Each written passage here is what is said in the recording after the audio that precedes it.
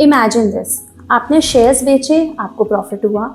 आपने पुरानी gold jewellery बेची, आपको प्रॉफिट हुआ। आपने अपने दादाजी की कोई बहुत पुरानी लैंड बेची और आपको बहुत सारा प्रॉफिट हुआ। Congratulations, and you are feeling very smart, isn't it? But then tax enters the chart और आपकी प्लानिंग थोड़ी सी इधर उधर हो गई। So don't worry, let's decode what the capital gain tax is in the simplest way possible.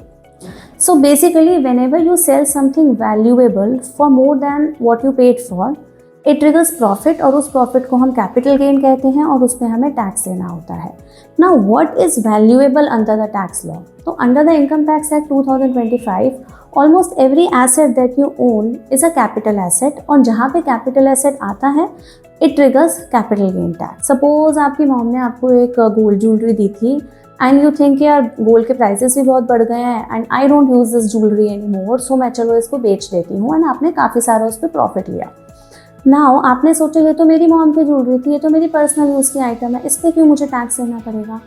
Because capital asset की definition में personal use items नहीं आते, but it specifically includes your jewellery, your precious stones, your paintings and your artefacts.